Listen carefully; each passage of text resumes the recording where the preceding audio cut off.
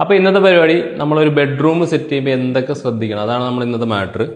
ഇപ്പോൾ നമ്മളിവിടെ ഒരു അത്യാവശ്യം വാർഡ്രോബ് കാര്യങ്ങളൊക്കെ സെറ്റ് ചെയ്ത് വെച്ചിട്ടുണ്ട്. അപ്പോൾ കസ്റ്റമർക്ക് ഒരു ബേ വിൻഡോ വേണമെന്ന് പറഞ്ഞു. അപ്പോൾ അങ്ങനെയാണ് ഈ രീതിയിൽ സെറ്റ് ചെയ്തിരിക്കുന്നത്. അപ്പോൾ നമ്മളൊരു ബെഡ്റൂം ചെയ്യുമ്പോൾ ആദ്യം ശ്രദ്ധിക്കേണ്ടതെന്ന് പറഞ്ഞാൽ നമ്മൾ അതിൻ്റെ കട്ടിലിൻ്റെ ബെഡിൻ്റെ പൊസിഷൻ നമ്മൾ ആദ്യം ഫിക്സ് ചെയ്യണം. അതനുസരിച്ചിട്ട് വേണം വിൻഡോയും കാര്യങ്ങളൊക്കെ സെറ്റ് ചെയ്യാൻ. ഇപ്പോൾ ഇവിടുത്തെ ഒരു പ്രശ്നം എന്ന് പറഞ്ഞാൽ ഇവർ ടോട്ടൽ ഭിത്തിയുടെ ലെങ്ത് എടുത്തിട്ട് സെൻറ്റർ ചെയ്താണ് വിൻഡോ വെച്ചേക്കുന്നത്. ഇപ്പോൾ ഇവിടെ ഒരു സെൻട്രലായിട്ട് വിൻഡോ വെച്ചിട്ടുണ്ട്. ഈ സൈഡിലും അതേപോലെ തന്നെയാണ് വെച്ചേക്കുന്നത്. പക്ഷേ ഇവിടെ 4 പാളിയുടെ വിൻഡോ ആയിരുന്നു ഇവർ വെച്ചിരുന്നത്. ഇവർ ബാക്കി വേറെ ഒരു കാര്യവും നോക്കിയിട്ടില്ല ഇതിൽ. അപ്പോൾ ഇവിടെ നമുക്ക് ഈ സൈഡ്, അതായത് ഈ വിൻഡോ കഴിഞ്ഞിട്ട് അങ്ങോട്ടുള്ള വാളെന്ന് പറഞ്ഞാൽ 70 സെൻറ്റിമീറ്റർ ആണ്. നമുക്ക് ഈ 70 സെൻറ്റിമീറ്ററിൽ നമുക്ക് 2 ഡോർ ചെയ്യാൻ പറ്റത്തില്ല, ഒറ്റ ഡോറും ചെയ്യാൻ പറ്റത്തില്ല. അപ്പോൾ നമ്മൾ എന്ത് ചെയ്തു, ഇവിടെ ഒരു ഡോറ് കൊടുത്തിട്ട് ഒരു ഓപ്പൺ ഷെൽഫ് ഇവിടെ കൊടുത്തു. അതങ്ങനെ സെറ്റ് ചെയ്തു, ആ പ്രശ്നം സോൾവ് ചെയ്തു.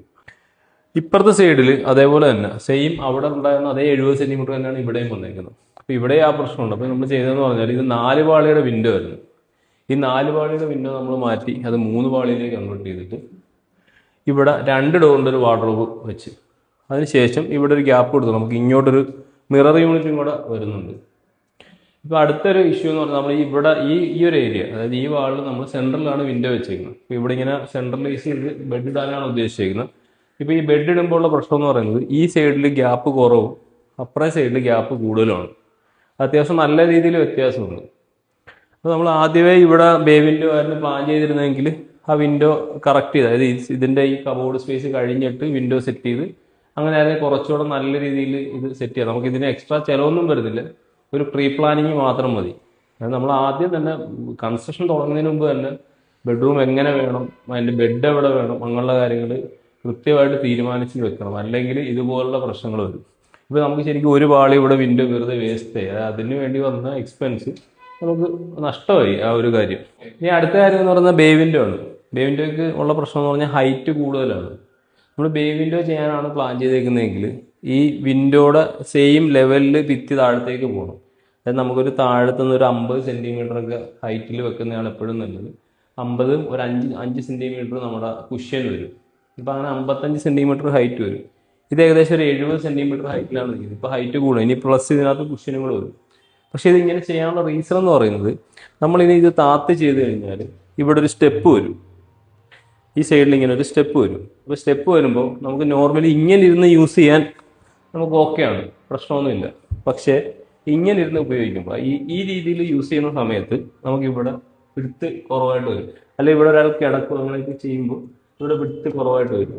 അപ്പോൾ അത് സോൾവ് ചെയ്യാൻ വേണ്ടിയിട്ടാണ് നമ്മളിങ്ങനെ. അപ്പോൾ ഇതിപ്പോൾ ചെയ്യാൻ ഉദ്ദേശിക്കുന്നതെന്ന് പറഞ്ഞാൽ ഈ വിൻഡോയുടെ ഈ എൻഡ് വരെ നമ്മൾ പാനൽ ചെയ്താണ്. ഇവിടെ ഒരു എക്സ്ട്രാ ഒരു പാനലിംഗ് കൂടെ വരും. ആ പാനലിംഗ് കൂടെ ചെയ്തിട്ടാണ് ചെയ്യുന്നത്. അപ്പോൾ അന്നേരം നമുക്ക് ഈ ഫുൾ ഏരിയ നമുക്ക് യൂസ് ചെയ്യാൻ പറ്റും. അപ്പോൾ ഇങ്ങനെയുള്ള കാര്യങ്ങൾ നമ്മൾ ബെഡ്റൂം ചെയ്യുമ്പോൾ ശ്രദ്ധിക്കണം. അങ്ങനെ ശ്രദ്ധിച്ചു കഴിഞ്ഞാൽ നമുക്ക് കുറച്ചുകൂടെ കാര്യങ്ങൾ, അതായത് ഇതിനൊന്നും അഡീഷണൽ ചിലവ് വരുന്ന കാര്യങ്ങളല്ല, പക്ഷേ നമുക്ക് ചെയ്ത കാര്യം പെർഫെക്റ്റ് ആയിട്ട് ചെയ്യാൻ പറ്റും. പ്രീ പ്ലാനിങ്ങോടുകൂടി കാര്യങ്ങൾ ചെയ്യാം. നിങ്ങളൊരു കൺസ്ട്രക്ഷൻ തുടങ്ങുന്നതിന് മുമ്പ് പ്ലാൻ വരക്കുമ്പോൾ തന്നെ ഈ ഇൻറ്റീരിയറിൻ്റെ കാര്യങ്ങളും ബെഡ്റൂം കാര്യങ്ങളൊക്കെ എങ്ങനെ വേണമെന്ന് ആദ്യമേ പ്ലാൻ ചെയ്ത് വെക്കും. ഒരു 4 പാളിയുടെ വിൻഡോ ആയിരുന്നു. നമ്മളിപ്പോൾ അത് മാറ്റിയിട്ട് 3 റോ വിൻഡോ ആയിട്ടാണ് ഇത് സെറ്റ് ചെയ്തേക്കുന്നത്.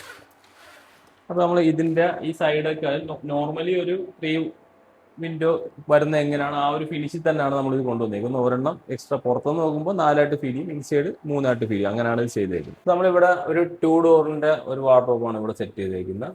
ഇതിലൊരു ഹാങ്ങിങ് പോർഷൻ ഉണ്ട്, ഇവിടെ ഷെൽഫുകൾ കൊടുത്തിട്ടുണ്ട്, ഇവിടെ ഒരു ഡ്രോയറും കൂടെ നമ്മൾ കൊടുത്തിട്ടുണ്ട്. അപ്പം അങ്ങനെയാണ് ഈ ഒരു പോർഷൻ സെറ്റ് ചെയ്തേക്കുന്നത്. ഇവിടെ ജസ്റ്റ് സ്റ്റോറേജ് സ്പേസ് ആയിട്ടാണ് ചെയ്തേക്കുന്നത്. ഈ ഒരു പോർഷനിൽ ഒരു 2 റാക്കായിട്ട് ചെയ്തിട്ടുണ്ട്.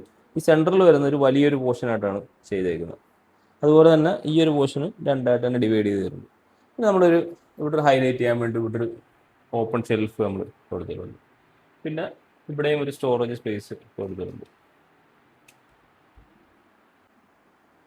നമ്മൾ ഈ ഒരു പോർഷനിലൊരു വലിയൊരു മിറർ കൊടുത്തിട്ടുണ്ട്. ഫുൾ വ്യൂ കിട്ടുന്ന രീതിയിലാണ് സെറ്റ് ചെയ്തേക്കുന്നത്. നമ്മൾ ഇപ്പുറത്തേക്ക് വരുമ്പോൾ ഇവിടെ ഒരു സ്റ്റഡി ഏരിയ നമ്മൾ സെറ്റ് ചെയ്തിട്ടുണ്ട്. ഇതിൻ്റെ ടോപ്പിലൊരു ചെറിയൊരു സ്റ്റോറേജ് സ്പേസ് സെറ്റ് ചെയ്തിട്ടുണ്ട്. അതിൻ്റെ താഴെ ഒരു ഓപ്പൺ ഷെൽഫ് വെച്ചിട്ടുണ്ട്. പിന്നെ ഇവിടെ സ്പേസിൻ്റെ ഒരു പ്രശ്നമുള്ളതുകൊണ്ട് നമ്മളിതൊരു ഫോൾഡിങ് ആയിട്ടാണ് സെറ്റ് ചെയ്തേക്കുന്നത്.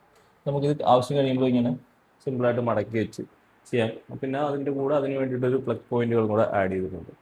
അത്രയും കാര്യങ്ങളാണ് ഇവിടെ സെറ്റ് ചെയ്തേക്കുന്നത്. നമ്മൾ കട്ടിലിൻ്റെ സൈഡിലേക്ക് വരുമ്പോൾ, ബെഡിലേക്ക് വരുമ്പോൾ ഇതൊരു പഴയ ബെഡായിരുന്നു. നോർമൽ ഒരു ബെഡാണ്, നമ്മുടെ ട്രഡീഷണൽ സ്റ്റൈലിലുള്ളൊരു സാധനമാണ്. നമ്മൾ ചെയ്തതെന്ന് പറഞ്ഞാൽ ഈ സൈഡിലെ പോർഷൻ കട്ട് ചെയ്ത് മാറ്റിയിട്ട് ഒരു ഹെഡ് ബോർഡ് ആഡ് ചെയ്ത് ഒന്ന് കൺവെർട്ട് ചെയ്തെടുത്തതാണ്. അപ്പോൾ നമുക്ക് ഈ പഴയ സാധനങ്ങളൊക്കെ യൂസ് ചെയ്യുമ്പോൾ ഇങ്ങനെ നമുക്ക് ചെയ്യാനുള്ള ഓപ്ഷനുണ്ട്. ബജറ്റ് കുറച്ച് ഈ രീതിയിൽ സെറ്റ് ചെയ്തെടുക്കാൻ പറ്റും. അപ്പോൾ ആ ഒരു പുതിയ ഇപ്പോഴത്തെ ഒരു ഫീല് കിട്ടുകയും ചെയ്യും. അപ്പോൾ അങ്ങനെയാണ് അത് സെറ്റ് ചെയ്തെടുക്കുന്നത്. നമ്മൾ മെറ്റീരിയൽ സൈഡിലേക്ക് വരുമ്പോൾ നമ്മളിത് HDHMR പ്രീലാമിനേറ്റഡ് ബോർഡാണ് നമ്മൾ ഈ ഒരു പോർഷൻ, അതായത് ഈ വുഡൻ ഷെയ്ഡൊക്കെ കാണുന്നതൊക്കെ ചെയ്തേക്കുന്നതാണ്. ഇതിന്റെ ഇൻസൈഡിലും ആ സെയിം മെറ്റീരിയൽ തന്നെയാണ് നമ്മൾ യൂസ് ചെയ്തേക്കുന്നത്. ഡോറുകൾ മാത്രം പ്ലൈവുഡിൽ മൈക്ക പ്രസ് ചെയ്തിട്ടാണ് ചെയ്തേക്കുന്നത്. എഡ്ജ് വാലുകളൊക്കെ 2mm ആണ് നമ്മൾ ചെയ്തേക്കുന്നത്. ഫുൾ മെഷീൻ വർക്കിലാണ് ചെയ്തേക്കുന്നത്. അപ്പോൾ അതുകൊണ്ട് തന്നെ അത്രയും ഫിനിഷ്ഡ് ആയിട്ട് തന്നെ ഡ്യൂറബിളും ഫിനിഷിങ്ങും കൂടുതലായിരിക്കും ഈ മെഷീൻ വർക്ക് ആകുമ്പോൾ.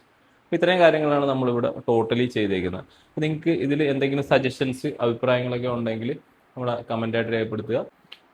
അപ്പോൾ ഇതുപോലുള്ള വീഡിയോസിനായി നമ്മുടെ ചാനൽ സബ്സ്ക്രൈബ് ചെയ്യാൻ മറക്കണ്ട. Thank you.